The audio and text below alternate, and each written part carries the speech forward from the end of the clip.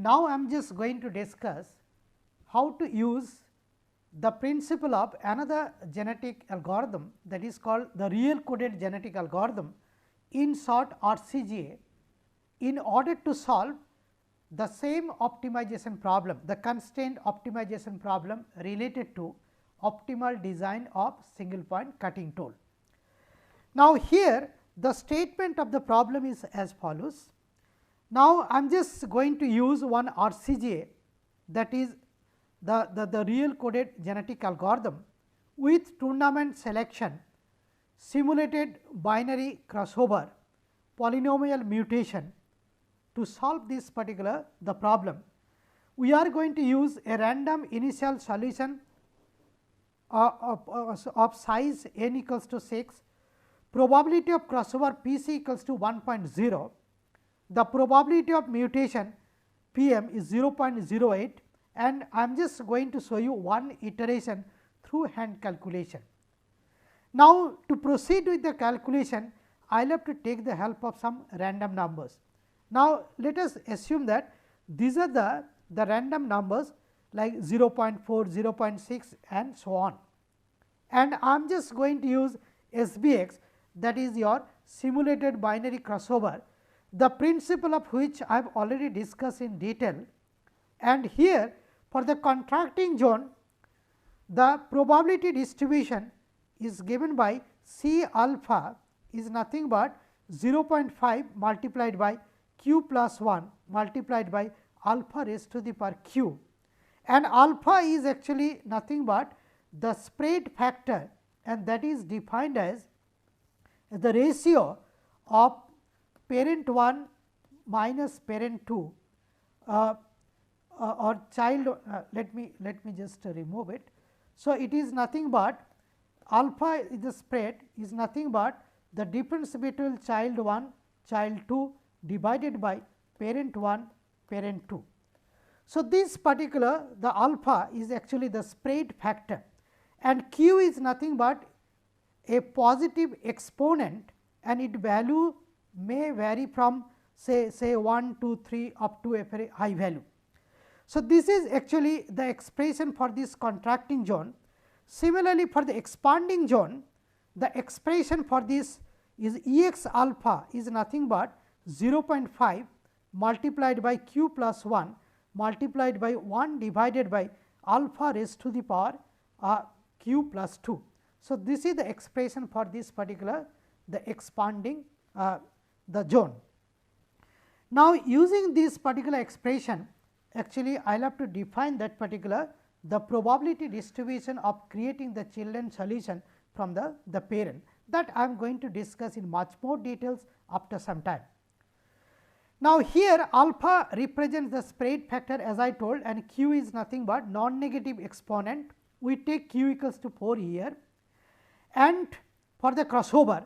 Now, for the polynomial mutation, so actually we will have to use one the distribution function for the perturbation factor, that is delta bar. Now, delta bar is nothing but 2 r raised to the power 1 divided by q plus 1 minus 1 if r, that is a random number, is found to be less than equals to 0.5. Otherwise, this delta bar is nothing but 1 minus 2 into 1 minus r raised to the power 1 divided by q plus 1. Now, here this particular expression has been taken using some philosophy. Now, the reason is something like how to select this type of distribution. Now, let me put r equals to 0 here in the first expression. Now, if I put r equals to 0, now this delta bar will become equal to minus 1. Similarly, if I put r equals to 1.0 here in this particular expression, so I will be getting delta bar is equals to plus 1. So, the value of this particular perturbation factor is going to vary from minus 1 to plus 1 in the normalized scale, and accordingly this particular expression has been considered.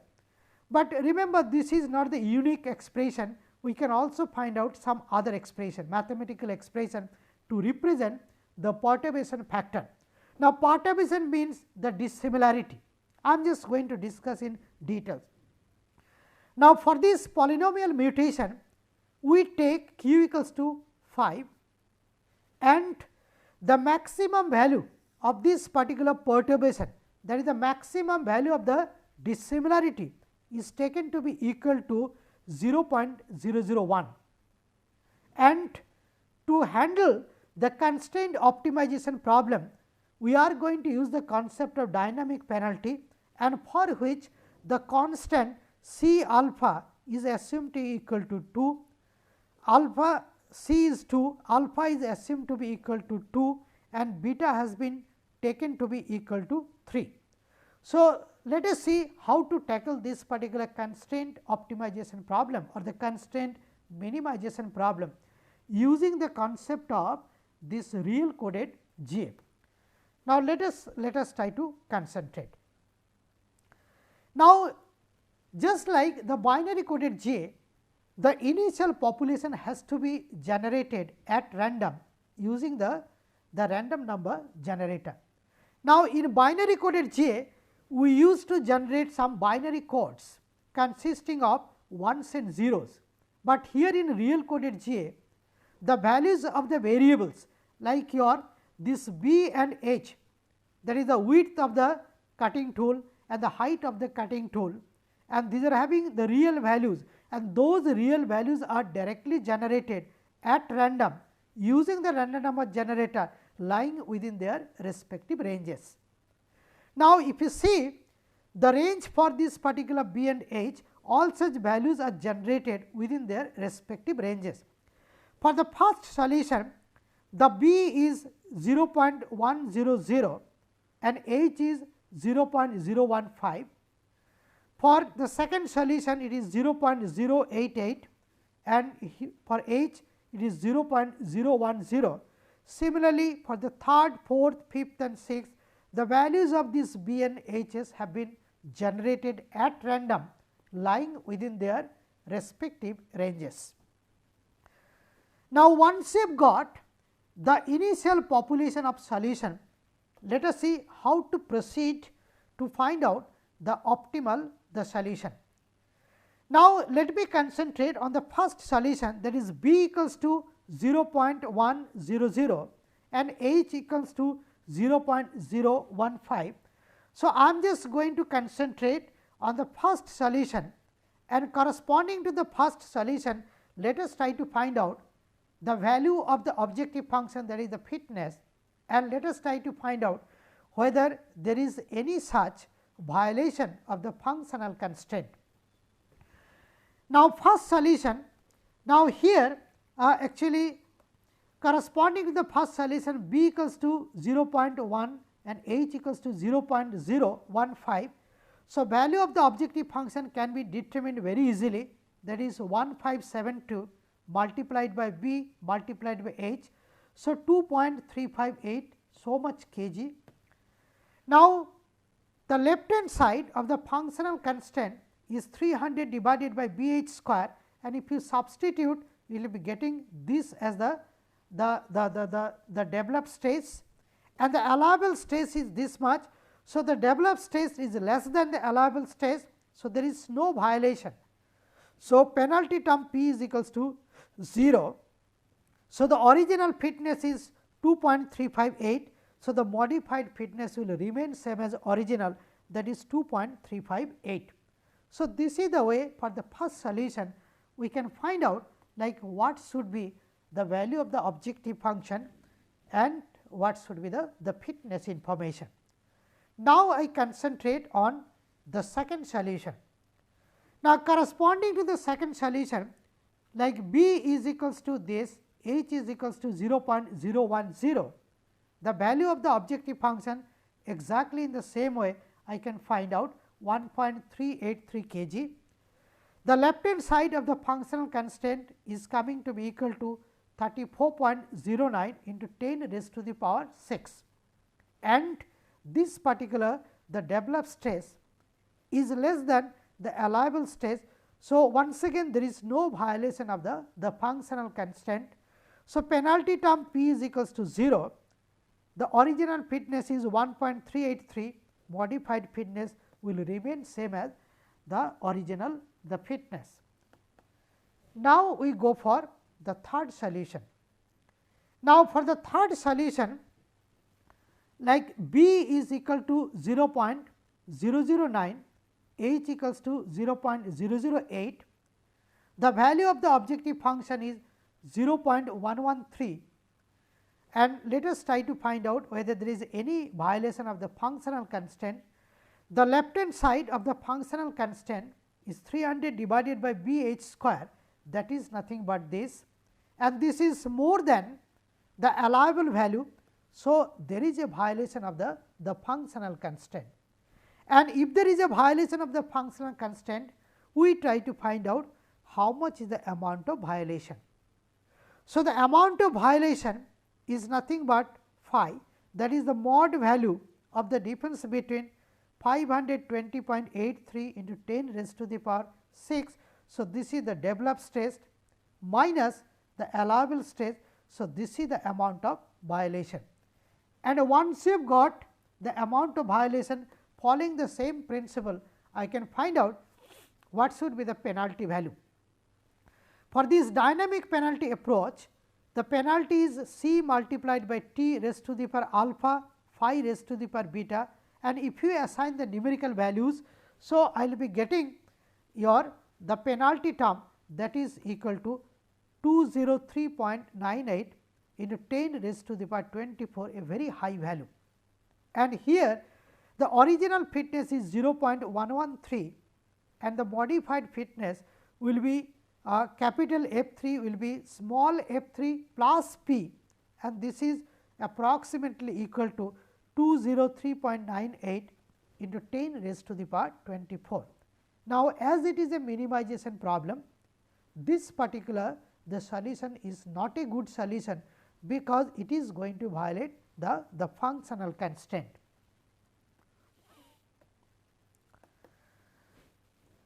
Now, following the same principle, actually I can find out the fitness information for the other solution. Now, the way I have already discussed how to find out the fitness for the first solution, the penalty term for the first solution, and the modified fitness. Similarly, I have already discussed for the second solution, for the third solution. Now, following the same principle, I can also calculate for the fourth, fifth and sixth what should be the value of the fitness, what should be the penalty, and there is no violation. So, all the penalty terms will be 0. So, I will be getting this particular the modified fitness.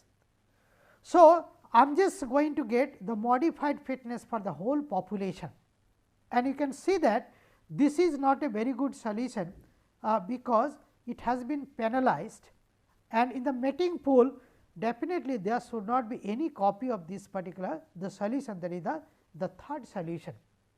And once again we take the help of the reproduction, that is the tournament selection. Now, once again for this tournament we will have to select the solution at random using the random number generator. Supposing that in the first tournament, so the first one and the fifth one have been selected, because the tournament size we have taken is equal to 2. Now, out of this first and fifth, so this is the first one and this is the fifth one. If I compare their fitness values, the first one is better, and that is 2.358. So, I have selected the first one and its corresponding fitness is 2.358. Next we go for the second tournament, and in the second tournament I am just going to consider the third and fourth. So, this is the third one and this is the fourth one, and if I compare in terms of fitness, I will be getting the fourth one is the better. So, I am going to select the fourth one in the mating pool. Then third tournament between 5 and 6, the fifth and the sixth, and definitely the sixth is found to be better. So, sixth is copied here. The fourth tournament between first and second, second is found to be better, second is selected here. the fifth tournament between sixth and the first one is better. So, the first one is selected here. Now, the last tournament is between 3 and 6. Now, out of these 3 and 6, sixth is better. So, the sixth one is copied here. Now, you can see the first one has been selected how many times? Once, twice. So, this particular solution has been selected twice. Then comes your second has been selected only once, fourth has been selected only once, and sixth has been selected only once. So, by doing this, so I will be getting the mating pair, I will be getting the mating pool. So, this is nothing but the mating pool, and once you have got this particular mating pool, now we will have to go for the mating pair selection, and once again we will have to select this particular mating pair at random using the random number generator. Now, supposing that I am just going to decide corresponding to this particular solution what should be the mating pair. So, in the mating pair directly we copy this the first one, and supposing that first one is found to meet with the sixth one. So, this is going to meet with the sixth one. So, I will have to copy the sixth one here, that is 0.025, 0.080. So, it will constitute the first mating pair. Next we go for the second mating pair. So, here, so this is the second solution. So, let me just copy it here 0.112, 0.008, and this solution is going to meet with the fourth one. So, this is actually the fourth one. So, 0.088, 0.010. So, this constitute the second mating pair. The next is the third mating pair. So, I am just going to find out.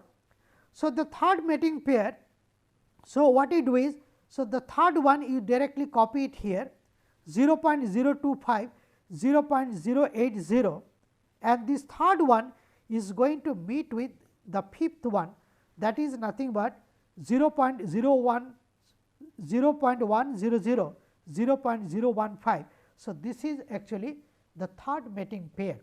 Now, I will have to check whether there is a repetition of two parents in a particular mating pair.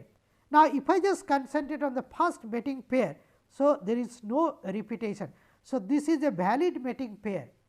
Next, I will have to go for the second mating pair.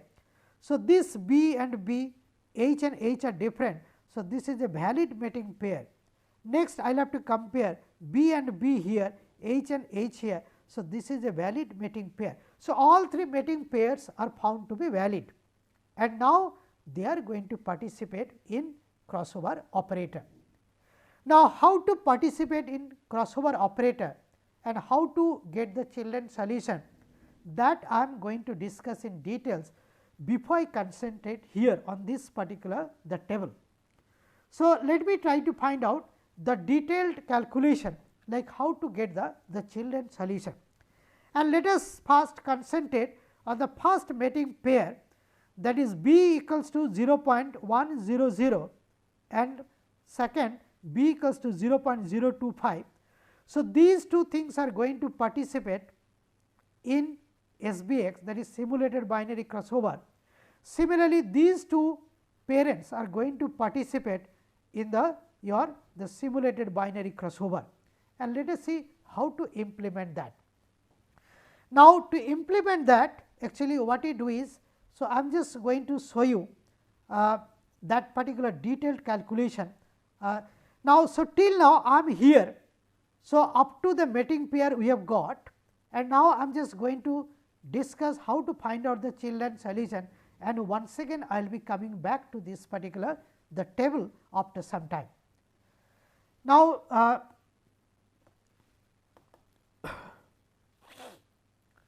now let us concentrate on this particular the first mating pair. So, B equals to 0.100 and h equals to 0.015, and for the second parent b equals to 0.025 and h is 0.080. And if you see, while stating the problem, I took the help of a few random numbers, and if you see that particular list, the first random value was 0.4. So, let me consider r equals to 0.4. Now, if I consider r equals to 0.4, now the principle of SBX I have already discussed in much more details. Now, r corresponds to 0.4, that r is nothing but the area under the probability distribution curve, and if it is found to be less than equals to 0.5, this is in contracting zone. And in the contracting zone, I will have to find out the value of alpha, that is the spread factor corresponding to this random number value or corresponding to this particular area, which is equals to 0.4. Now, how to find out? Now, to find out that, so I will have to use integration 0 to alpha in the contracting zone C alpha d alpha is equals to r, and that is nothing but r equals to 0.4. Now, to recapitulate, like if I just want to see that probability distribution, say this is actually the alpha, alpha corresponds to 1 here, this side is more than 1, less than 1, and this is the probability distribution. Now, if you see the distribution corresponding to a particular your the exponent, that is q. So, I will be getting different types of expression. For example, if q is too high, so I will be getting this type of steeper distribution for this particular probability distribution function. So, this type of I will be getting. So, the moment I say r equals to 0.4, now area under this particular curve is 0.5 and the total area is 1.0. The moment I consider r equals to 0.4, I am in the contracting zone, that means I am here, this is the expanding zone, and 0.4 means the area under the curve I will have to find out. So, this particular area is 0.4, and corresponding to this area I will have to find out what is alpha prime. So, that is actually what I am doing here. Now, here, so if I just substitute the values or the expression, so integration 0 to alpha, C alpha is 0.5 multiplied by q plus 1 into alpha raised to the power q d alpha, and that is nothing but 0.4. Now, here this q is equals to 4. So, I am just going to say substitute q equals to 4. Now, if I substitute q equals to 4, so I will be getting the modified expression of this particular is as follows. So, it is nothing but integration 0 to alpha 2.5 alpha raised to the power 4 d alpha, and that is equals to 0.4, and very easily I can find out. So, this particular integration, that is 2.5, then comes your alpha raised to the power 4. So, it is 4 plus 1 divided by 5, 0 to alpha, and this is nothing but your 0.4. Now, if you simplify, then you will be getting actually this particular thing, that is alpha is equals to 0.96, and as expected the alpha is found to be less than 1. That means, I am in the contracting zone. Now, corresponding to this alpha equals to 0.96, now I am going to find out the children solution. For B, child 1 is 0.5 to parent 1 plus parent 2 minus actually this alpha, then the mod value of the difference between the parent 2 minus parent 1, and this is something like this. Now, here I am just going to write down the expression. So, this child 1 is nothing but is 0.5 multiplied by that is your parent 1 plus parent 2 minus alpha, the mod value of the difference between parent 2 minus parent 1. So, this is actually the expression for the child 1. So, if you substitute all such numerical values here, for example, parent 1 is 0.100, parent 2 is 0.025, alpha is 0.96, this is parent 2, this is parent 1, then very easily I can find out this numerical value for child 1. Similarly, the child 2, in place of this minus, this will be plus, other things are the same. So, 0.5 into 0.100 plus 0.025 plus 0.96 mod value of the difference 0.025 minus 0.100, that is 0.098. Now, here the philosophy behind using this particular expression is as follows. Now, to determine the child solution, actually what we do, first we consider the average of the two parents, and that is nothing but 0.5 multiplied by parent 1 plus parent 2. This will give the average of these two parents. Now, I try to find out the difference between the two parents, that is PR2 minus PR1, it could be either positive or negative. Consider the mod value, so that this becomes a positive quantity, multiply by alpha, that is the spread factor, multiply by 0.5, that is 50% of that, and that 50% you subtract here and you add here. So, you subtract to get child 1 and you add to get child 2, that is all. So, by using this I can find out the expression for child 1 and child 2 for this particular the B. Similarly, for H, that is the height of that particular single point cutting tool. So, use the same principle to find out child 1 and child 2 and use the same value of alpha. Now, if you use the same value of alpha, and this is actually for H, this is the your parent 1, parent 2, this is parent 2, parent 1, and this is the alpha. So, following the same principle, I can find out your this child 1 and child 2. So, using this particular principle, so I can find out what should be the value for this particular child 1 and child 2 in terms of B and H corresponding to a particular the solution. Now, if I follow this for the second pair exactly in the same way, so let us try to explain how to find out the second one. The second one, actually the B is equal to 0.112, H is equals to 0.008, and the second parent B is 0.088 and H is 0.1010. Now, here the random number from that particular list is coming to be equal to 0.6 and that is more than 0.5.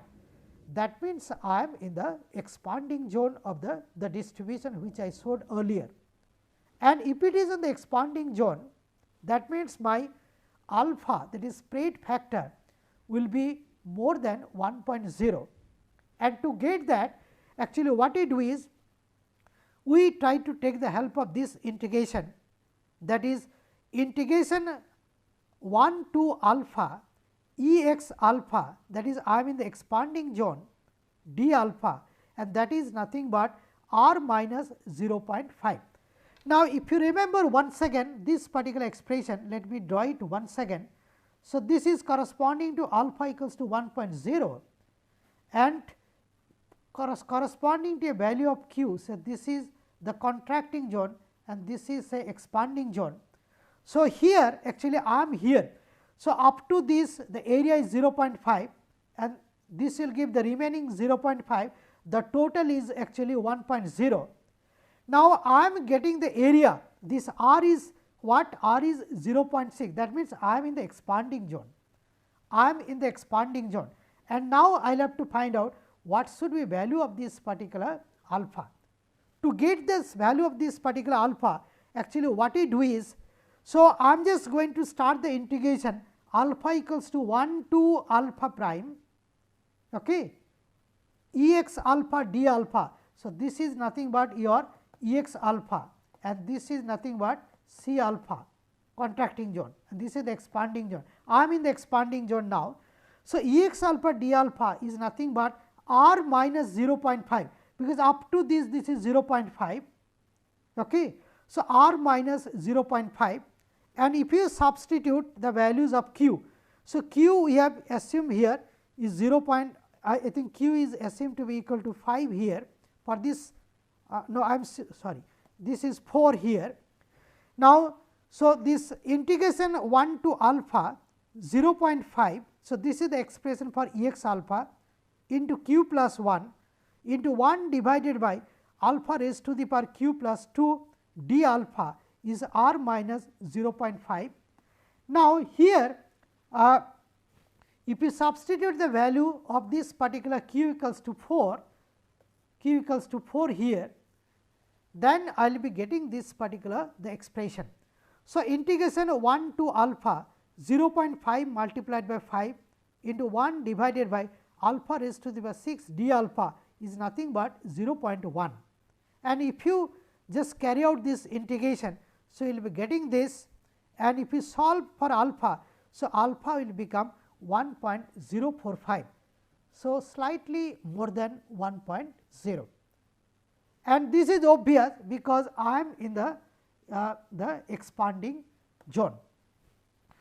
Now, corresponding to this alpha equals to 1.045, following the same principle. So, I can find out for this b, for b I can find out what should be this particular the child solution, and child 1 and child 2 I can find out. Similarly, corresponding to h, so I can find out this is child 1 and this is child 2.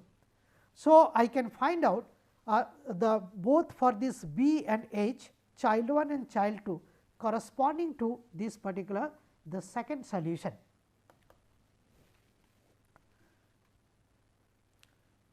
Thank you.